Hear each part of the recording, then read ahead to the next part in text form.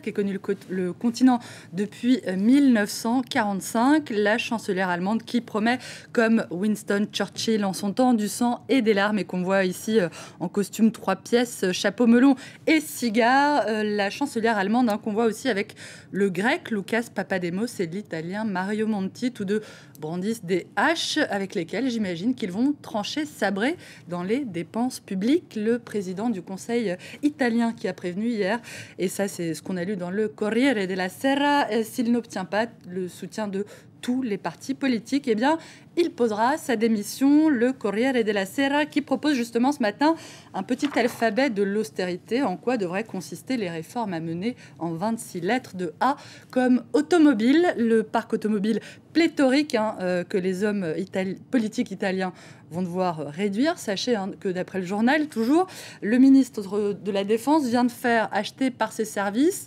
non pas une, mais 13 Maserati, 4 portes blindées de A, donc comme auto à T, comme transparence sur les revenus des élus italiens, en passant par C, comme conflit d'intérêts et cumul des mandats auxquels il va falloir mettre fin. Le Corriere della Sera a pas mal d'idées, et pour résumer, il estime que oui, il va bien falloir se serrer la ceinture, mais que la classe politique italienne va devoir commencer par elle-même.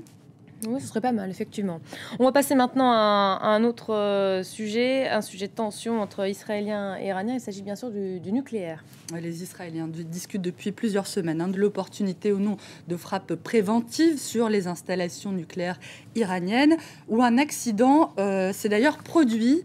C'était samedi, près de Téhéran, un accident qui a tué 17 personnes. D'après le site ynet.news, qui cite des sources occidentales et iraniennes, cet accident pourrait être le fruit en réalité d'une opération des services israéliens du Mossad. Plus précisément, c'est une version qui est contredite, on le rappelle, par les autorités iraniennes.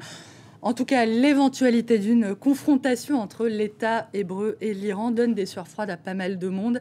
Et c'est The Huffington Post qui revient sur ce scénario catastrophe, je cite, de frappes israéliennes sur l'Iran. Le résultat, d'après le site, serait tout simplement Armageddon. Le site explique que ces frappes auraient pour première conséquence une flambée des cours du pétrole, ce qui à son tour viendrait fragiliser toute l'économie de la zone euro et pourrait provoquer carrément l'effondrement de l'euro, ce qui serait ensuite évidemment répercuté sur le reste de l'économie mondiale, économie elle-même déjà affectée par l'éventuelle hausse des carburants. C'est rassurant tout ça. Oui.